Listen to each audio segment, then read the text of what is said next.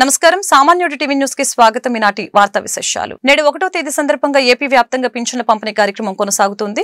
నెల్లూరు జిల్లా ఆత్మకూరు మండలం నెల్లూరు పాలెంలో చంద్రబాబు పర్యటించారు. ఈ సందర్భంగా పేదల సేవలో పింఛన్ పంపిణీ కార్యక్రమంలో ఆయన పాల్గొన్నారు. నెల్లూరు పాలెంలోని ఎస్టీ కాలనీలో అంకోచి ఇంటికి ముఖ్యమంత్రి చంద్రబాబు వెళ్లారు. ఎన్టీఆర్ భరోసా పథకం కింద అంకోచి కూతురు చలంచెర్ల సుస్మితకు ముఖ్యమంత్రి వితంతు పెన్షన్ పంపిణీ అందజేశారు.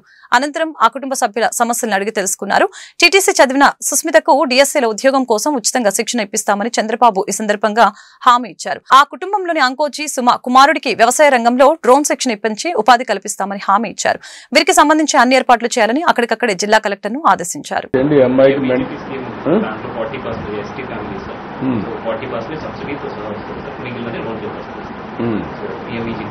ఎంత వస్తుంది మనకు అది subsidy? Unlimited 10 lakhs or 15 lakhs unit cost బట్టి సబ్సిడీ ఉన్న ఏజ్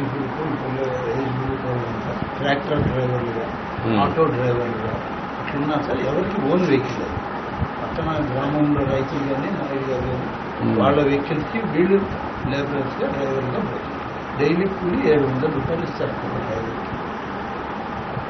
అలాంటిది ఏమైనా చేయగలుగుతావా? చేసుకోగలుగుతారా మీరు ఇద్దరు ముగ్గురు కలిసి ఆటో ఇది ట్రాక్టర్ కొనిస్తే? వ్యవసాయం కానీ అటువంటిది చేయలేవా? పనులు చదువుకున్నావు, చదువుకొని నెక్స్ట్ లెవెల్లో ఎట్లా చేయగలుగుతావు, ఏం చేయగలుగుతావు? ఇక డ్రోన్స్ కూడా ఇప్పుడు ప్రాఫిటబుల్ గా వస్తుంది కదా. అగ్రికల్చర్ దీనిలో సార్ జిల్లాలోనే సుమారు 35 డ్రోన్స్ ఆల్రెడీ ఇప్పుడు రన్ అవుతుంది. సుమారు 2000 ఎకరాలు ఇప్పుడు డ్రోన్ ఇప్పిస్తే డ్రోన్ ఆపరేట్ చేసుకోగలుగుతావు నువ్వు టెక్నాలజీ చేసే ఒకటి. నారంపేట ఎంఎస్ఎంఈ పార్కులో నేరుగా పరిశ్రమలు ఏర్పాటు చేసుకోవచ్చని సీఎం చంద్రబాబు అన్నారు. షెడ్లు, కరెంటు అందుబాటులో ఉంటాయని, కామన్ మార్కెటింగ్ సదుపాయాలు కల్పిస్తామని ఈ సందర్భంగా తెలియజేశారు. అలాగనే ఈ సందర్భంగా ముఖ్యమంత్రి మాట్లాడుతూ ఏపీలో అసంఘటిత కార్మికులు అధికంగా ఉన్నారని, అందులోనూ వ్యవసాయం మీద అత్యధికంగా ఆధారపడ్డారని చెప్పారు. ఇప్పుడే భవన నిర్మాణ కార్మికుల బాధలు చూశానని, మిట్ట మధ్యాహ్నం వేళ కాలే ఇనుప కమ్మీలతో పనిచేస్తున్నారని, వారందరినీ ఆదుకోవటం మనందరి బాధ్యత అని ఈ సందర్భంగా తెలియజేశారు. కూటమి అధికారంలోకి వచ్చాక ఇసుక ఉచితం చేస్తామని, భవన నిర్మాణ కార్మికుల పనుల కోసం భవన అనుమతులు తేలికగా పొందే వీలు కల్పించామని చెప్పారు. నారంపేట ఎంఎస్ఎంఈ పార్కులో నేరుగా పరిశ్రమ ఏర్పాటు చేసుకోవచ్చని అన్నారు. షెడ్లు, కరెంటు అందుబాటులో ఉంటాయని, కామన్ మార్కెటింగ్ సదుపాయాలు కల్పిస్తామని తెలియజేశారు. 29,000 మంది రైతులు భూములు ఇచ్చారని, ఎక్కడ రైతుకు అన్యాయం జరగకుండా చూసిన పార్టీ టీడీపీ అని వెల్లడించారు. కొందరికి అభివృద్ధి జరగకూడదని పుల్లలు పెడుతున్నారని మండిపడ్డారు. షెడ్ కట్టిన తర్వాత మెషినరీ కార్డు ఇవ్వాలి, అవన్నీ వచ్చే కొందికి 2-3 ఏళ్ళు అవుతుంది. అట్లా కాకుండా ఇక్కడ షెడ్లు రెడీగా ఉంటాయి, కరెంటు రెడీగా ఉంటుంది, అవసరమైతే కామన్ ఇన్ఫ్రాస్ట్రక్చర్ రెడీ చేస్తాం, మార్కెటింగ్ సెంటర్ కూడా పెడతాం. అన్ని వస్తువులు పెట్టి మీరు నేరుగా వచ్చి మీరు ఏ ఫ్యాక్టరీ అనుకుంటే అది స్టార్ట్ చేసే విధానానికి శ్రీకారం చుడుతున్నామని చెప్పి కూడా నేను మీకు తెలియజేస్తున్నా. ఈ రోజు ఇక్కడ ఒక ఎంఎస్ఎంఈ పార్క్ వచ్చింది. ఇక్కడుండే రైతాంగం సహకరిస్తేనే ఇది వస్తుంది. మనం ల్యాండ్ ఎక్విజిషన్ చేస్తాం, కానీ రైతులు కూడా సహకరిస్తే ఇంకా సులభంగా సాధ్యం అవుతుంది. ప్రభుత్వం, ప్రైవేట్, ప్రజల భాగస్వామ్యం ఆ ఆలోచనలో పుట్టింది మార్గదర్శి బంగారు కుటుంబం. మీ ఊరిలో పేదవాళ్ళు ఉన్నారు, అందరికంటే నిరుపేదలున్నారు. వాళ్ళని ఒక 20 మందిని ఎంపిక చేద్దాం, 100కి ఒక 10 మందిని వాళ్ళ ముందుకు రమ్మంటున్నాను. ఈ 10 మంది, ఈ 20 మందిని చేయూతనిమ్మంటున్నా, వాళ్ళని అడాప్ట్ చేసుకోమంటున్నా. 10 లక్షల మందిని మార్గదర్శకులుగా ఎంపిక చేస్తున్నా. నేను ఒక పని అనుకుంటే నాది ఉడుము పట్టు తప్ప వదిలిపెట్టను మధ్యలో ఏ పనైనా. భర్త చనిపోతే భార్యకు వితంతో పింఛను కూడా ఇచ్చేవాళ్ళు కాదు. అలాంటి సమయంలో ఆటోమేటిక్ గా ఇవ్వాలని భర్త చనిపోయిన రోజు నుంచే పింఛన్లు ఇచ్చిన ప్రభుత్వం మానవత్వం ఉండే ప్రభుత్వం అని చెప్పి నేను మీకు తెలియజేస్తున్నా. 3 నెలల వరకు మీరు ఎక్కడున్నా మళ్లీ వచ్చి మీరు పింఛన్ తీసుకునే విధానానికి శ్రీకారం చుట్టిన ప్రభుత్వం ఇదని చెప్పి కూడా నేను మీకు తెలియజేస్తున్నా. మీ ఆదాయం ఎంత వస్తుందో ఆ ఆదాయంతో సమానంగా ఒక్కొక్కసారి ఆదాయానికంటే మించి మీకు పింఛన్ల ఆదాయం పెంచిన ప్రభుత్వం ఈ ఎన్డీఏ ప్రభుత్వం అని చెప్పి కూడా నేను మీకు తెలియజేస్తున్నా. ఐవీఆర్ఎస్ తెప్పిస్తున్నా, పింఛన్ ఎట్లిచ్చారో తెలుసుకుంటున్నాను, టెక్నాలజీ ద్వారా ఎక్కడిచ్చారో తెప్పించుకుంటున్నాను. అంటే నా ఉద్దేశం ఒకటే, పేదవాణ్ణి గౌరవంగా చూడడం, సభ్యతగా ఉండడం ప్రతి ఒక్కరూ నేర్చుకోవాలనే ఉద్దేశంతోనే ఈ కార్యక్రమానికి శ్రీకారం చుట్టాను. సంపద వస్తే కొంతమందికే పరిమితం అయితే అది అభివృద్ధి కాదు. అభివృద్ధి అందరికీ అందాలి. ఈ ఫలితాలు పేద కుటుంబాలకు కూడా రావాలి.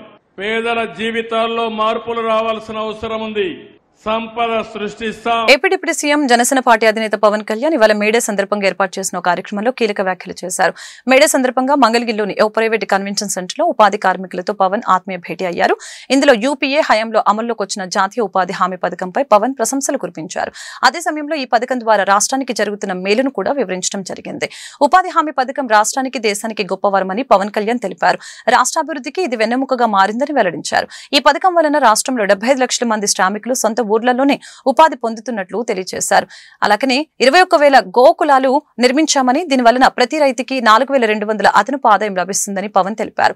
గత వైసీపీ ప్రభుత్వం మద్య నిషేధం అంటూ అధికారంలోకి వ్యాపారం చేసిందని ఆరోపించారు. 3,500 కోట్ల లిక్కర్ స్కామ్ పాల్పడిందని అన్నారు. వైసీపీ హయాంలో రాష్ట్ర ఆర్థిక వ్యవస్థ చిన్నాభిన్నమైందని ఈ సందర్భంగా మండిపడ్డారు. ఇలాంటి పరిస్థితుల్లో తన శాఖ పంచాయతీరాజ్ నిధులే రాష్ట్రానికి ఆక్సిజన్ అని తెలిపారు.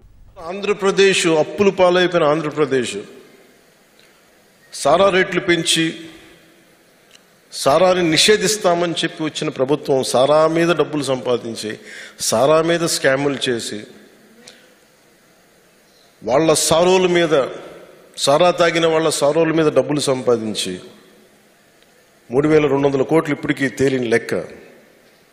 వాళ్ళు చేస్తుంటే అలాంటి శిథిలమైపోయిన ఆర్థిక వ్యవస్థ చిన్నాభిన్నం అయిపోయిన పరిస్థితుల్లో ఈ పంచాయతీరాజ్ నిధులు రాష్ట్రానికి ప్రాణవాయువు అయినాయి. నిజంగా అది ఆక్సిజన్ అయిపోయింది మనందరికీ. అలాగే మీ కష్టం ఫలితంగా ఇప్పుడు నాలాంటి వ్యక్తి బాధపడి ఏదన్నా ఒక పాలసీ పెట్టినా కానీ అధికారులు దాన్ని చాలా ఉన్నత మనస్సుతోటి తీసుకెళ్దాం అనుకున్నా కానీ మీ శ్రమ లేకపోతే ఇవి ఈ రోజున 13,500 పశువుల తొట్టులు 60.75 కోట్ల రూపాయలతో ఖర్చు పెట్టి పూర్తి చేయగలిగామంటే దీనికి శ్రామికుడికి జై అనక, శ్రామికుడికి జయ జయధ్వానాలు కొట్టకపోతే ఇంకెవరు కొడతాం. ఈ సంవత్సరం కూడా 4,000 కిలోమీటర్ల సీసీ రోడ్లు నిర్మించబోతున్నాం. డోలీ మోతలు తప్ప అంబులెన్స్ సైరన్ కూత వినిపించిన గ్రామాల్లో కూడా రోడ్లు పడ్డాయి. ఈ రోజున అంబులెన్స్ వెళ్తుందంటే అది సంపూర్తిగా ఆ ఫలితం అంతా అది మీ శ్రమ, అది మీకే దొక్కుతుంది. అలాగే మీ సంక్షేమం కోసం కష్టపడి పనిచేస్తున్న ఉపాధి హామీ సిబ్బందికి వేతన మొత్తాన్ని బట్టి 3 లక్షల రూపాయల నుండి 30 లక్షల రూపాయల వరకు ఉచిత ప్రమాద బీమా కల్పించేందుకు స్టేట్ బ్యాంక్ ఆఫ్ ఇండియా వారితోటి ఒప్పందం కుదుర్చుకోవడం జరిగిందని మీ అందరికీ తెలియజేస్తుంది. గౌరవ ప్రధానమంత్రి నరేంద్ర మోదీ గారి నాయకత్వం, వారి నిర్దేశకత్వం, వారి దార్శనికతలో గౌరవ ముఖ్యమంత్రి శ్రీ చంద్రబాబు నాయుడు గారి నాయకత్వంతో నడుస్తున్న ఈ రాష్ట్రానికి ఉపాధి శ్రామికుల సంక్షేమమే ధ్యేయం. మా అందరికీ మా ప్రభుత్వం ఎల్లవేళలా మీ అభివృద్ధి, తద్వారా పల్లెల అభివృద్ధికి నిరంతరం కృషి చేస్తుంది. మీరిచ్చిన స్ఫూర్తితో ఈ సంవత్సరం కూడా 27,500 గోకులాలు నిర్మించడానికి, 1,55,000 ఫారం పాండ్లు పూర్తి చేయడానికి, 1,00,000 ఎకరాల్లో పండ్ల తోటలు పెంచడానికి, 4,000 వేసిన రోడ్లు కాకుండా ఇంకా అదనంగా 4,000 కిలోమీటర్ల సీసీ రోడ్లని, 500 కిలోమీటర్ల సీసీ డ్రైన్లని చేయడానికి మేము కంకణం కట్టుకున్నాం. మనస్ఫూర్తిగా దాన్ని దేశ ప్రధాని నరేంద్ర మోదీ పాల్గొనే అమరావతి రాజధాని పునర్నిర్మాణ సభ నా భూతో నా భవిష్యత్తులో జరుగుతుందని పలమనేరు ఎమ్మెల్యే అమర్నాథ్ రెడ్డి తెలిపారు. ఏపీ చరిత్రలోనే ఈ సభ ఒక మైలురాయిగా నిలుస్తుందని చెప్పారు. గుంటూరు పశ్చిమ నియోజకవర్గం నుంచి భారీగా ప్రజలు ఈ సభకు వస్తారని పేర్కొన్నారు. గుంటూరు పశ్చిమ ఎమ్మెల్యే కార్యాలయంలో ఏర్పాటు చేసిన మీడియా సమావేశంలో ఆయన మాట్లాడారు. ప్రధాని సభకు వచ్చే ప్రజలకు అన్ని సౌకర్యాలు కల్పిస్తున్నామని చెప్పారు. మాజీ సీఎం జగన్ తీసుకున్న అనాలోచిత నిర్ణయాల కారణంగా రాజధాని నిర్మాణం అర్థాంతరంగా ఆగిపోయిందని ధ్వజమెత్తారు. రాజధాని అమరావతి మహానగరంగా రూపుదిద్దుకుంటుందని చెప్పారు. ఈ సమావేశంలో ఎమ్మెల్యే గల్లా మాధవి, ఎమ్మెల్సీ బీద రవిచంద్ర యాదవ్ పాల్గొన్నారు. రేపు జరగబోయేటువంటి అమరావతి పునర్నిర్మాణ సభ మోడీ గారి చేతుల మీద నభూతో నభో భవిష్యత్ అనే విధంగా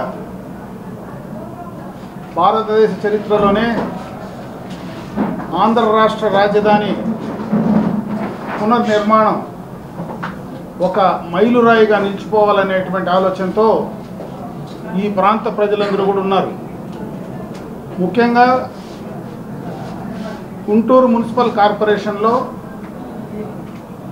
గుంటూరు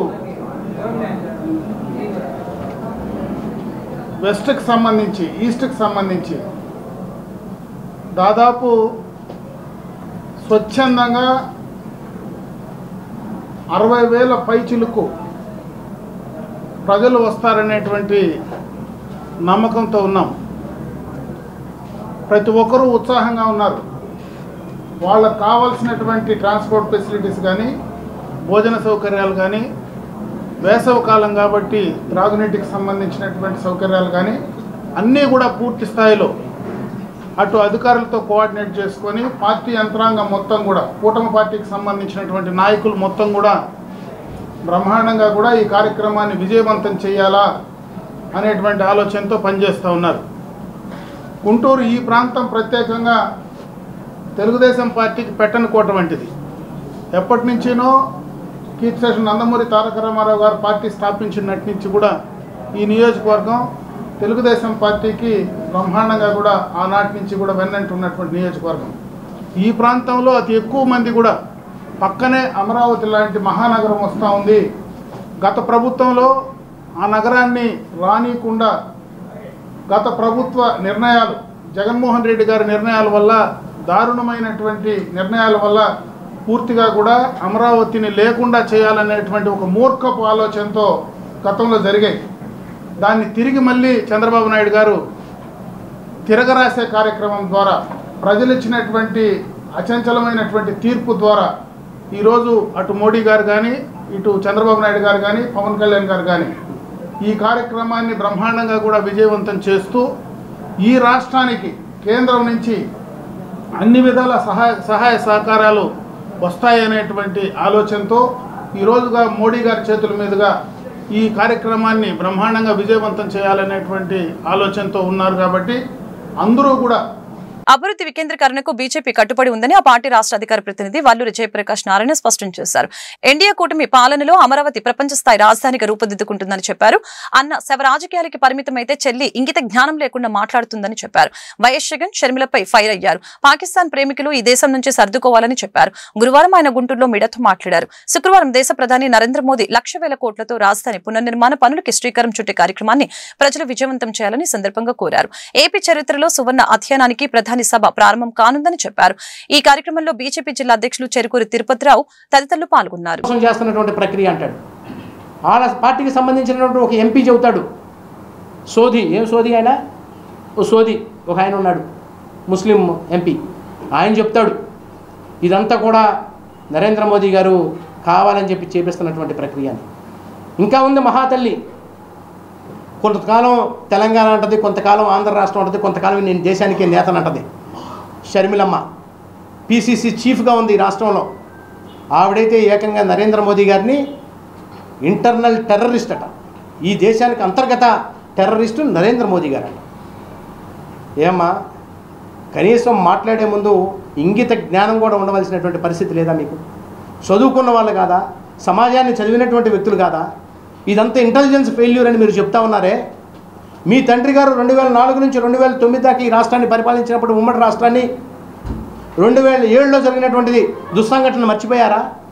లుంబినీ పార్క్లో ఆ రోజు 7 మంది మరణించారే ఇదే బాంబు దాడిలో, ఐఎస్ఐ తీవ్రవాదులు చేసినటువంటి దాడిలో. అదేవిధంగా 2007లో జరిగినటువంటి గోకుల్ చాట్లో 27 మంది మరణించారే. అదేవిధంగా దిల్సుఖ్ నగర్లో బాంబు పేలుళ్ళు జరిగినాయే. ఏ రోజైనా మీరు బయటకు వచ్చి ఒక్క మాట స్పందించారా? మీరు కానీ మీ పార్టీకి సంబంధించిన వ్యక్తులు కానీ ఆ రోజు మేమేమన్నా మిమ్మల్ని ఇంటెలిజెన్స్ ఫెయిల్యూర్ కింద మాట్లాడామా? ఇంకా చెప్పుకోవాల్సి వస్తే మీ సోనియా గాంధీ, మీ రాహుల్ గాంధీ నేతృత్వంలో 2004 నుంచి 2014 దాకా సుమారుగా ఈ దేశంలో బాంబు దాడుల వల్ల 567 మంది చనిపోయారు. అది ముంబైలో జరిగినటువంటి పేలుళ్ళు కానివ్వండి, అదేవిధంగా ఢిల్లీలో సినిమా థియేటర్లో జరిగిన పేలుళ్ళు కానివ్వండి, కేరళలో జరిగినటువంటి బాంబు దాడి కానివ్వండి, కర్ణాటకలో జరిగిన బాంబు దాడి కానివ్వండి, అనేక రకాలుగా ప్రాణాలు కోల్పోయారు. ఆ రోజు దేశమంతా మీ వెనకాల నిలబడి మీ వెనకాల మేమంతా ఉన్నాము అని చెప్పి ప్రతిపక్ష పార్టీలతో పాటు అఖిలపక్ష సమావేశాలు ప్రతి సందర్భంలో కూడా చెప్పి మీతో పాటు కలిసి ప్రయాణం చేసినటువంటి పరిస్థితి. మీరు చరిత్ర తెలుసుకోకుండా, మీ తండ్రి యొక్క చరిత్ర, మీ పార్టీ యొక్క చరిత్ర తెలుసుకోకుండా మీ ఇష్టం వచ్చినప్పుడు పేలాపన పేలితే భారతీయ జనతా పార్టీ, కేంద్ర ప్రభుత్వం, రాష్ట్ర ప్రభుత్వాలు ఊరుకోవు. మీలాంటి వాళ్ళని బయటకి ఈ దేశానికి ద్రోహుల్లాగా మిమ్మల్ని అందరూ కూడా ప్రజలందరూ కూడా ఇప్పటికే గుర్తించారు కాబట్టి మిమ్మల్ని ఈ దేశంలో ఈ పార్టీని, కాంగ్రెస్ పార్టీని ఈ దేశం నుంచి వెళ్ళగొట్టేటటువంటి ప్రయత్నం జరుగుతూ ఉంది. ముఖ్యంగా మరొక విషయం ఈ సందర్భంగా కూడా మనం చెప్పుకోవాలా. గత 5 సంవత్సరాల పాటు పరిపాలించినటువంటి ముఖ్యమంత్రితో పాటుగా ఆయన సోదరు అయినటువంటి ఈవిడ వీళ్ళు ఈ రకంగా మాట్లాడుతూ మొన్న జరిగినటువంటి పహల్గాం సంఘటన తర్వాత పాకిస్తాన్ హై కమిషనరు ఒక ట్వీట్ చేశాడు. నరేంద్ర మోదీ గారు ఒక ఆయన చెబుతూ లండన్ సిటీలో అమరావతి రాజధాని పునర్నిర్మాణ పనులు విజయవంతంగా పూర్తి కావాలని ఆకాంక్షిస్తూ గుంటూరు పశ్చిమ నియోజకవర్గ టీడీపీ వాణిజ్య విభాగం అధ్యక్షులు తల్లం శేఖర్ ఆధ్వర్యంలో గురువారం పాదయాత్ర కార్యక్రమం ఘనంగా నిర్వహించారు. గురువారం ఆరగ్రహారం కన్యక పరమేశ్వర అమ్మవారి దేవస్థానం వద్ద నుంచి ప్రారంభమైన ఈ పాదయాత్ర పటాభిపురం రామాలయం మీదుగా గోరంట్ల వెంకటేశ్వర స్వామి గుడి, అనంతవరం వెంకటేశ్వర స్వామి గుడి, వెంకటపాలెం వెంకటేశ్వర స్వామి గుడి వరకు సాగనుంది. ప్రతి ఒక్క దేవస్థానంలో 101 కొబ్బరికాయలు కొట్టి మొక్కు చెల్లించుకుంటున్నట్లు తల్లం శేఖర్ కొనకల్ల సత్యం మీడియాకు వివరించారు. దేశ ప్రధాని నరేంద్ర మోదీ, రాష్ట్ర ముఖ్యమంత్రి చంద్రబాబు నాయుడు, డిప్యూటీ సీఎం పవన్ కళ్యాణ్ నేతృత్వంలో అమరావతి రాజధాని అద్భుతంగా రూపుదిద్దుకుంటుందని చెప్పారు. శుక్రవారం దేశ ప్రధాని నరేంద్ర మోదీ పాల్గొని రాజధాని పునర్నిర్మాణ సభ విజయవంతం చేసేందుకు ప్రజలందరూ సిద్ధంగా ఉన్నారని చెప్పారు. ఈ కార్యక్రమంలో టీడీపీ నాయకులు టంగుటూరి శివ, వేమ, విజయకాంత్, నాగభూషణం, పూసల శ్రీను, చింతకాయల వెంకట సాయి, కొత్తమాస శ్రీనివాసు పాల్గొన్నారు. కూటమి ప్రభుత్వం రాకతో ఏపీకి పూర్వ వైభవం వచ్చిందని ఎమ్మెల్యే గల్లా మాధవి తెలిపారు. మన కలలు రాజధాని పునర్నిర్మాణం జరగబోతుందని చెప్పారు. జగన్ నిర్వాకం వల్లనే ఏపీ రాజధాని లేని రాష్ట్రంగా మిగిలిపోయిందని దుయ్యపట్టారు. గుంటూరు పశ్చిమ ఎమ్మెల్యే కార్యాలయంలో గురువారం ఏర్పాటు చేసిన మీడియా సమావేశంలో ఆమె మాట్లాడారు. శుక్రవారం దేశ ప్రధాని పాల్గొనే రాజధాని పునర్నిర్మాణ సభకు లక్షలాది మంది ప్రజలు హాజరవుతున్నట్టు తెలిపారు. ఈ సభలో పాల్గొనే ప్రజలకు ఇబ్బందులు లేకుండా అన్ని సౌకర్యాలు కల్పిస్తామని చెప్పారు. మన కలల రాజధాని అయిన అమరావతి పునర్నిర్మాణం కోసం నరేంద్ర మోడీ గారు విచ్చేయుచున్నారు. మరి గడిచిన 5 సంవత్సరాల నుంచి మనం చూసాము. ఎన్నో కలలతో ఈ అమరావతిని అన్ని రాజధానుల కంటే ధీటుగా ఏర్పాటు చేసుకోవాలి అని చెప్పి చంద్రబాబు నాయుడు గారు కన్న కలల్ని గత ప్రభుత్వం నిర్వీర్యం చేసిన పరిస్థితుల్లో ఆంధ్ర రాష్ట్రానికి రాజధాని లేకుండా పోయింది. మరి అలాంటి పరిస్థితుల్లో మళ్ళీ కూడా మన రాష్ట్రానికి పూర్వ వైభవం వచ్చింది. కూటమి ప్రభుత్వం ఏర్పడి మంచి ప్రభుత్వంగా ముందుకు వెళ్తుంది. అడుగడుగున ఇచ్చిన హామీలతో మన ప్రభుత్వం ముందుకు వెళ్తున్న క్రమంలో ఈరోజు రాజధాని ఏర్పాటుకు కూడా ముందు అడుగు వేసి రేపు దీన్ని పునర్నిర్మించుకునే దానికి శంకుస్థాపన చేసుకోవడం జరుగుతూ ఉంది. దీనికోసం ఈ జన సమీకరణ కోసం దాదాపుగా 4 నుంచి 5 లక్షల జన సమీకరణ అవుతుంది అని అంచనా వేయడం వల్ల అడుగడుగునా కూడా ప్రతి డిస్ట్రిక్ట్కి, ప్రతి జిల్లాకి ఒక ఇన్ఛార్జ్ మినిస్టర్ని, అదేవిధంగా ఒక ఎమ్మెల్యేలని దీనికి అసైన్ చేసి డిపార్ట్మెంట్ అందరినీ కూడా ఇన్వాల్వ్ చేసి ఎక్కడా కూడా ఏ అసౌకర్యాలకి ప్రజలు గురవ్వకుండా చూసుకునే విధంగా ఒక కార్యాచరణని రూపొందించి బస్ రూట్ల దగ్గర నుంచి అన్నపానాదుల మనకి అరేంజ్మెంట్స్ దగ్గర నుంచి పార్కింగ్ దగ్గర నుంచి కూడా ఎక్కడ ఇబ్బంది కలగకుండా, మరి వేసవి కాలంలో ప్రజలు ఇబ్బంది పడకుండా వచ్చేలాగా చూసేందుకు అందరం కూడా సంసిద్ధమై ఉన్నాము. అందరూ చాలా స్వచ్ఛందంగా ఈ యొక్క కార్యక్రమానికి వచ్చి ఈ ఆంధ్ర రాష్ట్ర అభివృద్ధి కోసం పాటుపడుతున్న చంద్రబాబు నాయుడు గారు, అదేవిధంగా కూటమి ప్రభుత్వ నాయకుల యొక్క కృషిని ప్రశంసించడం కోసం రేపు అందరూ కూడా రానున్నారు. చాలా విజయవంతం అవ్వాలి అని చెప్పి మేము అందరం కూడా కోరుకుంటున్నాం.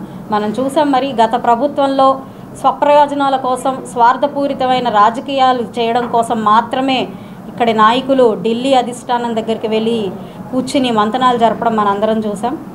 మరి మన కూటమి ప్రభుత్వం ఏర్పడినప్పటి నుంచి కూడా ఈ ఆంధ్ర రాష్ట్ర అభివృద్ధి కోసం ఢిల్లీ నాయకుల్ని ఆంధ్ర రాష్ట్రానికి తరలి తీసుకొస్తున్న మన నాయకుల్ని చూస్తున్నాం. దీన్ని నిబద్ధతతో కూడిన ప్రభుత్వం అని చెప్పడంలో ఏమాత్రం సందేహం లేదు. దీనికి తార్కాణం ఇదే. రానున్న రోజుల్లో అత్యంత త్వరితగతిన మనం ఈ రాజధానిని నిర్మించుకొని మనం అందరూ ఆంధ్ర రాష్ట్ర ప్రజలందరూ కూడా ఒక సంక్షేమం, అదేవిధంగా అభివృద్ధి పదంలోకి ముందుకు తీసుకువెళ్తాము అన్న దాంట్లో ఏమాత్రం అనుమానం లేదు, సందేహం లేదు. వచ్చే 10 సంవత్సరాలు కూడా మన ఆంధ్ర రాష్ట్రం మిగతా భారతదేశం మొత్తంలో కూడా తలమానికంగా నిలుస్తుంది. ప్రపంచ దేశాలన్నీ కూడా మన ఆంధ్ర రాష్ట్రం వైపు చూస్తూ ఆదర్శంగా తీసుకునే పరిస్థితులు ఇక్కడి నుంచి నెలకొంటాయి. మరి ఈరోజు గుంటూరు పశ్చిమ నియోజకవర్గం నుంచి దాదాపుగా 30,000 మంది ప్రజలందరూ కూడా ఈ రేపు కార్యక్రమానికి హాజరవుతున్న కూటమి ప్రభుత్వం క్రీడలను ప్రోత్సహిస్తుందని గుంటూరు తూర్పు ఎమ్మెల్యే మహమ్మద్ నజీర్ స్పష్టం చేశారు. ఆ దిశగా క్రీడా మైదానాలను అభివృద్ధి చేస్తున్నట్లు పేర్కొన్నారు. క్రీడాకారులకి 3% రిజర్వేషన్ కల్పిస్తున్నట్లు తెలిపారు. గుంటూరు బ్రహ్మానందరెడ్డి స్టేడియంలో గురువారం సమ్మర్ కోచింగ్ క్యాంపును ఎమ్మెల్యే నజీర్ ప్రారంభించారు. ఈ సందర్భంగా ఆయన మాట్లాడుతూ క్రీడలతోనే సంపూర్ణ ఆరోగ్యం సిద్ధిస్తుందని చెప్పారు. గత ప్రభుత్వం సమ్మర్ కోచింగ్ సెంటర్ల పట్ల ఆసక్తి చూపలేదని అన్నారు. ప్రతి స్కూల్లో క్రీడా మైదానం ఉండేలా చర్యలు తీసుకుంటామని అన్నారు. ఆరోగ్యంతో పాటు కెరియర్ ఎదుగుదలకి దోహదం చేస్తాయని స్పష్టం చేశారు. క్రీడలను ప్రోత్సహించేటువంటి విధంగా రాష్ట్రంలో కూటమి ప్రభుత్వం ప్రత్యేకమైనటువంటి క్రీడా పాలసీ నిర్మించడమే కాకుండా గత ప్రభుత్వం నిర్లక్ష్యం చేసినటువంటి సమ్మర్ క్యాంప్స్ పిల్లల కోసం పెట్టకుండా పెట్టినా కూడా పే అండ్ ప్లే అనే పేరుతో వాళ్ళ దగ్గర నుంచి ఫీజులు వసూలు చేసేటువంటి కార్యక్రమం చేయడం జరిగింది. కానీ ఈరోజు కూటమి ప్రభుత్వం ఏర్పడిన తర్వాత ఆంధ్ర రాష్ట్రంలో ఉన్నటువంటి అన్ని జిల్లా కేంద్రాలతో పాటు ముఖ్యమైనటువంటి క్రీడా మైదానాలన్నింటిలో కూడా 50 సెంటర్స్ని ఏర్పాటు చేసి ప్రతి చోట కూడా దాదాపు 100 నుంచి 200 మంది పిల్లలకి సమ్మర్ కోచింగ్ క్యాంప్స్తో పాటు 20 గేమ్స్లో వాళ్ళందరికీ కూడా కోచింగ్ ఇవ్వడం జరుగుతూ ఉంది. ఈరోజు చూస్తూ ఉన్నాం ముఖ్యమైనటువంటి స్కూల్స్ ఎక్కడ కూడా ప్లే గ్రౌండ్స్ లేకపోవడంతో పిల్లలకు క్రీడలకు దూరం అయినటువంటి పరిస్థితులు ఉన్నాయి. కాబట్టి ఈ సమ్మర్ క్యాంప్స్లో ఇటువంటి క్యాంప్స్ ఏర్పాటు చేసి పిల్లల్లో స్పోర్ట్స్ పట్ల అవగాహన కల్పించడం, వాళ్ళను ఉత్సాహపరిచేటువంటి కార్యక్రమాన్ని తీసుకొని తద్వారా వాళ్ళకి సెలవులు అయిపోయిన తర్వాత కూడా ఆ గేమ్ మీద ఇంట్రెస్ట్ వచ్చి గేమ్స్లో కంటిన్యూ అయ్యేటువంటి విధంగా. అంతేకాకుండా ఈరోజు రాష్ట్రంలో విశిష్టత కనబరిచినటువంటి ప్రతి ఒక్క క్రీడాకాడికి కూడా 3% ఉద్యోగాల్లో రిజర్వేషన్ కల్పించేటువంటి ఒక మహత్తరమైనటువంటి ఆలోచనని ఈరోజు గౌరవ ముఖ్యమంత్రి గారు తీసుకోవడం అనేది చాలా గొప్ప విషయం. ముఖ్యంగా ఆంధ్ర రాష్ట్రంలో అనేక చోట్ల క్రీడా మైదానాలు నిర్మించేటువంటి కార్యక్రమంతో పాటు మనందరికీ కూడా తెలుసు మంగళగిరిలో ఇంటర్నేషనల్ క్రికెట్ స్టేడియంతో పాటు గుంటూరులో ఉన్నటువంటి బ్రహ్మానంద రెడ్డి స్టేడియాన్ని గతంలో గత 30-40 సంవత్సరాల నుంచి ఎక్కడ కూడా అభివృద్ధి ఆలోచన లేకుండా అభివృద్ధి చేయకుండా కుంటపడినటువంటి బీహార్ స్టేడియంని పూర్తిగా అభివృద్ధి చేయాలన్న ఆలోచనతో దాదాపు 100 కోట్ల రూపాయలతో ఇక్కడ పూర్తిగా దీనికి అవసరమైనటువంటి అన్ని ఈవెంట్స్ ను కూడా ఏర్పాటు చేసే షటిల్ తో పాటు బ్యాడ్మింటన్ తో పాటు స్కేటింగ్ తో పాటు అథ్లెటిక్స్ తో పాటు క్రికెట్ ఫుట్బాల్ అన్ని ఈవెంట్స్ కూడా కవర్ అయ్యేటటువంటి విధంగా ఈ స్టేడియాన్ని నిర్మించాలనే ఆలోచనతో ఒక పక్కన శాప్ అథారిటీ అధికారులు అలాగే గౌరవ కేంద్ర మంత్రి వర్యులు కలెక్టర్ గారు అలాగే డిఎస్డిఓ గారు అధికారులందరితో కలిసి సమాలోచన చేసి రాబోయేటువంటి రోజుల్లో దీని మీద విజయవాడలోని కాంగ్రెస్ పార్టీ కార్యాలయంపై బీజేపీ కార్యకర్తలు కోడిగుడ్లతో దాడి చేయడాన్ని ఎన్ఎస్యూఐ జిల్లా అధ్యక్షులు షేక్ కరీం ఖండించారు. బీజేపీ నాయకులు అధికార మదంతో వ్యవహరిస్తున్నారని మండిపడ్డారు. ఎన్ఎస్యూఐ ఆధ్వర్యంలో కాంగ్రెస్ కార్యాలయంపై జరిగిన దాడిని నిరసిస్తూ గురువారం ఆందోళన కార్యక్రమం జరిగింది. సందర్భంగా ఎన్ఎస్యూఐ నాయకులు గో బ్యాక్ మోడీ అంటూ నినాదించారు. ఈ మేరకు కరీం మాట్లాడారు. బీజేపీ పాలనలో ప్రజాస్వామ్యం కూని అవుతుందని చెప్పారు.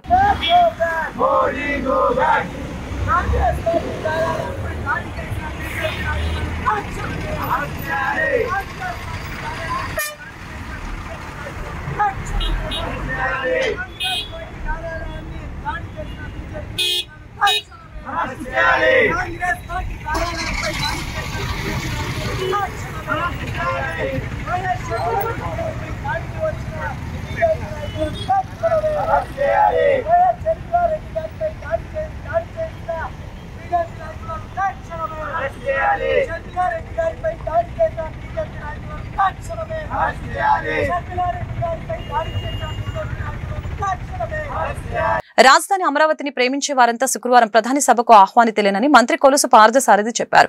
బుధవారం సచివాలయంలో మాట్లాడారు. మే 2న అమరావతి పనుల పునఃప్రారంభ కార్యక్రమానికి పెద్ద ఎత్తున నిర్వహిస్తున్నామని, ప్రధాని మోదీ పాల్గొనే సభను విజయవంతం చేయాలని అన్ని జిల్లాల నుంచి 5 లక్షల మందిని తరలిస్తున్నట్లు తెలిపారు. భోజనం, అల్పాహారం, త్రాగునీరు వంటి అన్ని సౌకర్యాలు కల్పిస్తున్నామని చెప్పారు. సభకు ప్రతిపక్ష నేతల్ని ఆహ్వానించారా అని ప్రశ్నించగా అమరావతిని ప్రేమించే వారందరూ భాగస్వాములు అవ్వాలని వ్యాఖ్యానించారు. పీసీసీ చీఫ్ షర్మిల వ్యాఖ్యలను ప్రస్తావించగా ఆమె సోదరుడు జగన్ 5 ఏళ్లు అమరావతిని పూర్తిగా విధ్వంసం చేస్తే కనీసం నోరెత్తని షర్మిల ఇప్పుడు మాట్లాడటం సరికాదని చెప్పారు. మరి 2వ తారీఖున ప్రధానమంత్రి గారి ప్రోగ్రామ్ ని పెద్ద ఎత్తున నిర్వహించాలని చెప్పేసి, ఎందుకంటే విధ్వంసకర పరిస్థితుల నుంచి ఈ రాష్ట్రాన్ని తీర్చిదిద్దేందుకు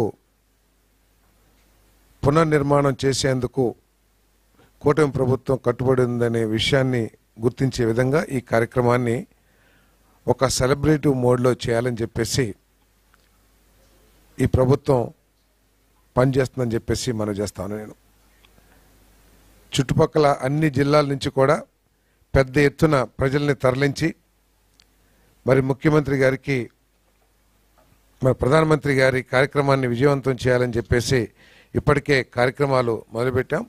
దాదాపు 3.5 నుంచి 5 లక్షల మంది జన సమీకరణ ఎందుకంటే అన్ని ప్రాంతాల్లో కూడా ఒక ఉత్సాహభరితమైన వాతావరణం కనబడుతుందని చెప్పేసి మనం చేస్తాను.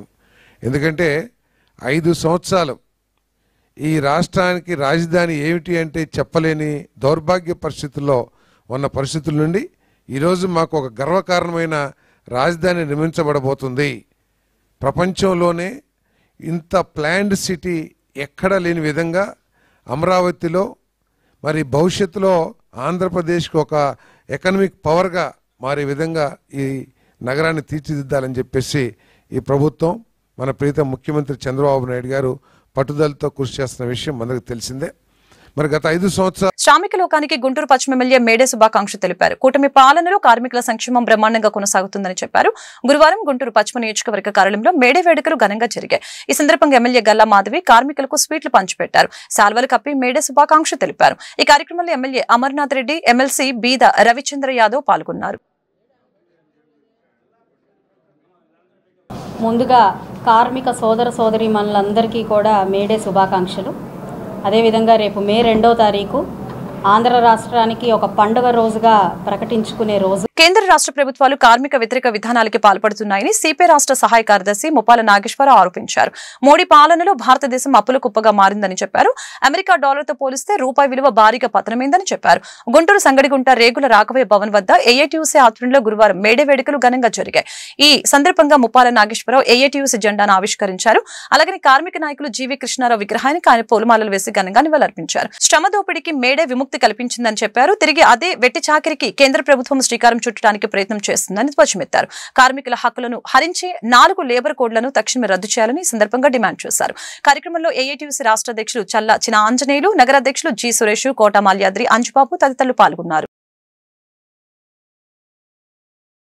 మేడే యావత్ ప్రపంచం రంగు జాతి తేడా లేకుండా జరుపుకుంటున్నటువంటి శ్రామిక దిన మహోత్సవం 18 గంటలు 16 గంటలు శ్రమ దోపిడీ జరిగేటువంటి దానికి వ్యతిరేకంగా 8 గంటల పనిదినం కావాలని 1886లో చికాగోలో జరిగినటువంటి ఒక మహత్తర కార్మిక వర్గంలో ఆనాటి ప్రభుత్వం దారుణమైన దమనకాండ చేసింది, రక్తసిక్తమైంది. అందులోంచి ఉద్భవించిందే ఎర్ర జెండా. ఈరోజు ప్రభుత్వాలు మారుతున్నాయి, జెండాలు మారుతున్నాయి. కేంద్రంలో కార్మికుల కోసము, రైతుల కోసము మేమున్నామని చెప్పేటువంటి నరేంద్ర మోడీ పాలన 11వ సంవత్సరం నిండుతూ ఉంది. నేను ఇతర విషయాలకు పోను కానీ ఈ 11 సంవత్సరాల కాలంలో కార్మిక వర్గం వారు దినసరి వేతనాలు, నిజ వేతనాలు తగ్గిపోతున్నాయి, ధరలు పెరిగిపోతున్నాయి, సామాన్యుడు బతకలేని పరిస్థితి ఏర్పడింది. మరోవైపున కోటీశ్వరులు లక్షల కోట్లకు ఎగబాకుతూ ఉన్నారు. దేశ ఆర్థిక సంపద బాగా పెరిగిందని మోడీ చెప్తున్నాడు. మరి పెరిగితే 52 లక్షల కోట్ల నుండి 200 లక్షల కోట్లకు భారతదేశం అప్పు ఈ 10 సంవత్సరాల కాలంలో ఎందుకు పెరిగిందో బీజేపీ, మోడీ, ఆయన మిత్రులు చెప్పాలి. రెండోది, అమెరికా డాలర్ ప్రపంచ ఆర్థిక లెక్కల్లో అది కీలకమైంది. మోడీ అధికారంలోకి రాకముందు ఒక డాలర్కి 65-66 రూపాయలు ఉంది. ఇవాళ మోడీ అధికారంలోకి వచ్చిన ఈ 10 సంవత్సరాల కాలంలో ఒక డాలర్కి 86 రూపాయలకి రూపాయి విలువ పడిపోయింది. ఈ రెండు మోడీ పరిపాలన ప్రజాహితం కాదని, కార్మికుల పక్షం కాదని, రైతుల పక్షం కాదని, శ్రామికుల పక్షం కాదని వైసీపీ జిల్లా కార్యాలయంలో మేడే వేడుకలు ఘనంగా జరిగాయి. ఈ సందర్భంగా మేడే జెండాను వైసీపీ ట్రేడింగ్ యూనియన్ నాయకులు పవన్ ఆవిష్కరించారు. ఈ మేరకు వైసీపీ నాయకులు మోదుగుల వేణుగోపాల్ రెడ్డి మేడతో మాట్లాడారు. శ్రామిక లోకానికి మేడే శుభాకాంక్షలు తెలిపారు. వైసీపీ పాలనలో కార్మిక సంక్షేమం దృష్టిలో ఉంచుకొని అనేక కార్యక్రమాలు అమలయ్యాయని గుర్తు చేశారు. వైఎస్ఆర్ కాంగ్రెస్ పార్టీ ఈ రోజున ప్రతి ఊరు వాడ ఎక్కడైతే కార్మికులు ఉన్నారో, ఎక్కడైతే శ్రమ ఉన్నదో అక్కడ ఉండేటువంటి పార్టీ మేడే అంటే ప్రపంచవ్యాప్తంగా జరుపుకునేటువంటి ఏకైక పండగ దినం. ఇది కార్మికుల శక్తిని, కార్మికుల యొక్క శ్రమని దోపిడీ కాకుండా వారికి అండగా ఉండేటటువంటి పొలిటికల్ పార్టీల్లో వైఎస్ఆర్ కాంగ్రెస్ పార్టీ మొట్టమొదటిగా ఉంటుంది. ఈ రోజున మేడే రోజున అనేక మంది కార్మికులు ఈ రోజున వాళ్ళ ఇంట్లో పండగలాగా వాతావరణం చేసుకుంటూ ఉన్నారు. అయితే కార్మికులు, కర్షకులు అనేటువంటి రెండు వినాదాలతోటి ప్రపంచం ముందుకెళ్తూ ఉంది. అందుకని ముఖ్యంగా మేడే రోజున మా సోదరుడు పవన్ నాయకత్వంలో ఈ రోజున గుంటూరు జిల్లా వైఎస్ఆర్ కాంగ్రెస్ పార్టీ ఆధ్వర్యంలో ఘనంగా జరుపుకుంటున్నాం. అయితే ఈ యొక్క కార్మికులకి న్యాయం చేయాల్సినటువంటి బాధ్యత తెలుగుదేశం పార్టీ ప్రభుత్వం నేర్చుకోవాలి. ఎందుకంటే సింపుల్గా మేడే అంటే ఇది ఒక అలంకారప్రాయంగా చేసేటువంటి రోజు కాదు. వాళ్ళ కన్నీటి చుక్కల్ని, వాళ్ళ ఆర్తనాదాలని ఆపాల్సినటువంటి మేడే రోజున. అందుకని నేను ఒకటే కార్మికులు కోరుకుంటా ఉన్నాను, మీరు డిమాండ్స్, ఎందుకంటే వైఎస్ఆర్ కాంగ్రెస్ పార్టీలోకి తెలుగుదేశం పార్టీలోకి ఈ సంవత్సర కాలంలో ఏ కార్మికుడు ఎంత కోల్పోయాడు అనేటువంటిది కూడా మనం ప్రజల ముందు తీసుకెళ్లాల్సిన బాధ్యత. ఎందుకంటే ఆటోలు రిపేర్లకు 10,000 ఇచ్చేవాళ్ళు, ఇప్పుడు ఆ ఊసే లేదు. ఎందుకంటే దాదాపు రోడ్లు లో ఉన్నటువంటి ట్యాక్సులు కానీ గిక్సులు కానీ అన్నిటి కూడా వేవ్ ఆఫ్ చేసినటువంటి జగన్మోహన్ రెడ్డి ఎక్కడ, చంద్రబాబు నాయుడు గారు ఎక్కడ. అందుకని మేడే రోజు అనేటువంటిది ఒక అలంకారప్రయమైన రోజు కాదు. ఇది డెఫినెట్గా కార్మికులకు అండగా ఉండాల్సిన రోజు. వైఎస్ఆర్ కాంగ్రెస్ పుట్టిందే కార్మికుల శ్రమలో నుంచి, కార్మికుల చెమటలోంచి పుట్టినటువంటి పార్టీ. అందుకని చంద్రబాబు నాయుడు కంటే కూడా జగన్మోహన్ రెడ్డిని ఈరోజు మనసులో పెట్టుకున్నటువంటి ఈ యొక్క కార్మికులందరికీ పేరు పేరున హృదయపూర్వక అభినందనలు తెలియజేసుకుంటూ మరొకసారి మీ అందరికి కూడా ఈ YSR Congress TUC trade union సందర్భంగా వైఎస్ఆర్ టీయూసీలోనే ఉంది యువజన శ్రామిక రైతు పార్టీ. ఈరోజు ప్రపంచమంతా కార్మికుల దినోత్సవం సందర్భంగా ఈ యొక్క మేడే పురస్కారం దించుకొని పెద్దలు గురువర్యులు మోదుగుల వేణుగోపాల్ రెడ్డి గారు, అలాగే తాడికొండ ఇన్ఛార్జి మా అన్న అమ్మరావు డైమండ్ బాబు గారు ఇద్దరు సహకారంతో ఈ యొక్క జెండా ఆటో కార్మికులు, అలాగే పెయింటర్లు, అలాగే వర్కర్లు అందరూ కలిసి ఈ జెండా ఆవిష్కరణ జరుగుతుంది. ఇదివరకు ఆటో కార్మికులకి జగనన్న ఆధ్వర్యంలో ఒక ఆటో కార్మికుడికి సంవత్సరానికి ఒక 75,000 రూపాయల ఆటోతో కలిపి పిల్లల ఫీజు కానీ, ఫీజు రియంబర్స్మెంట్ కానీ, ఆటో డ్రైవర్ అనేది ఒక కేసు ఇంతవరకు పడలా. ఈరోజు రోడ్డు మీద అడుక్కి కేసు కొడుతున్నారు. ఇదివరకు 330 రూపాయలు జగన్ గారి గవర్నమెంట్లో, ఈరోజు 1730 రూపాయలు నో పార్కింగ్లో కేసు కొడుతున్నారు. ఇలాగే ఆటో కార్మికులు జగన్మోహన్ రెడ్డి గారు ఉన్నప్పుడు ఏ ఇబ్బంది లేకుండా పిల్లల ఫీజు కానీ ఏదైనా, ఇవాళ నేను ఆటో కార్మికుడు, నేను ఇవాళ రోజు నా పిల్ల ఫీజు సీటు కొడితే బీటెక్లో రాత్రి ఫోన్ చేసి పిల్లకి ఫీజు పడలేదు, హాస్టల్ ఫీజు కట్టాలి, ఎగ్జామ్ రాపియం బీటెక్ అంటున్నారు. అలాగే ప్రతి ఒక్క ఆటో డ్రైవర్లు ఇబ్బందులు పడుతున్నారు. అవన్నీ మా గోడు. ఈ వార్తలు ఇంతటితో సమాప్తం. మరొక బులెటిన్లో మళ్ళీ కలుద్దాం. నమస్కారం.